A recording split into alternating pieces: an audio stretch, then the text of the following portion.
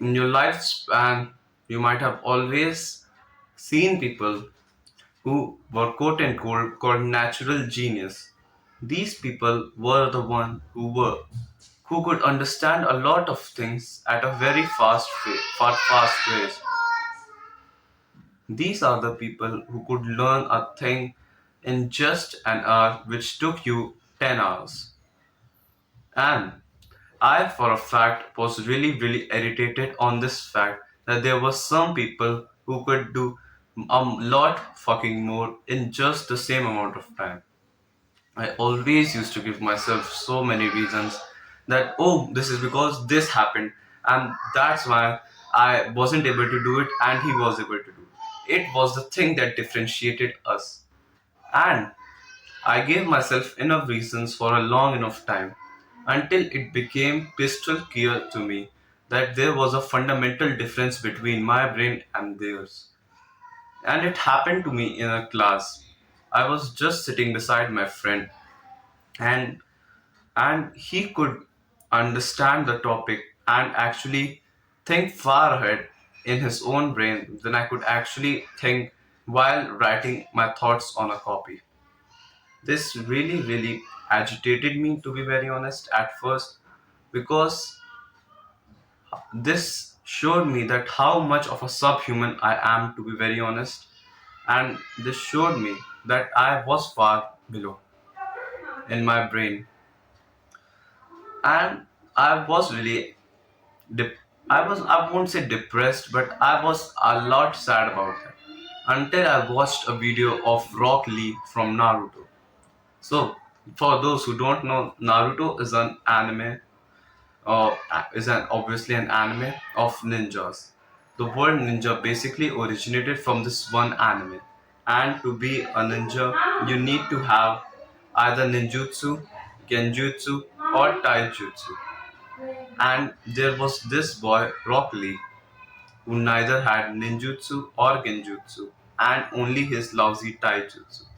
So just think, in a world where ninjutsu is the most prevalent of them all. So you can think that in a world where ninjutsu is the most prevalent, and a fair lot of ninja also know genjutsu, this boy had just taijutsu, which means basically nothing but body movements, and what we like fight in the real world.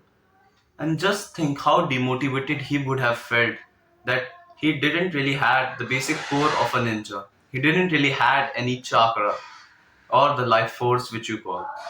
And still he worked hard, he persevered, he never gave up. And in the end, when the fight happened between him and an opponent, he showed everyone that what his perseverance could do. This kid, who everyone called a fool for trying too hard, was a kid who had the gift of perseverance. Once his mentor said that you have the gift of perseverance, Lee, and that makes you genius too, which means that he had the ability to perceive when things got hard, and that made him a person which would never give up even if situations were not in his frame of hand, which was not in his hands. He always tried his hard.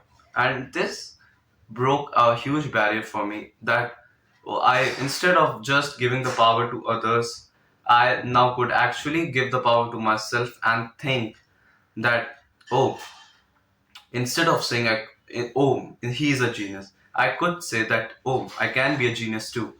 If I'm not a genius with my brain, I can be a genius with my power to never give up. Because you also know that how few those people are who never give up on their dreams. There might be just one or even none in your whole life. So just think that if something is such rarity, wouldn't it be a person who possessed it called a genius?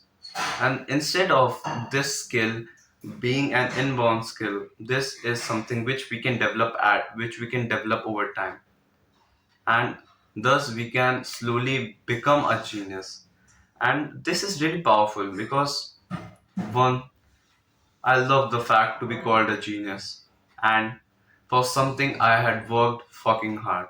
So just think, instead of always giving the power to others and saying that this is because this is because that, just think that if they have been naturally gifted, you have also been.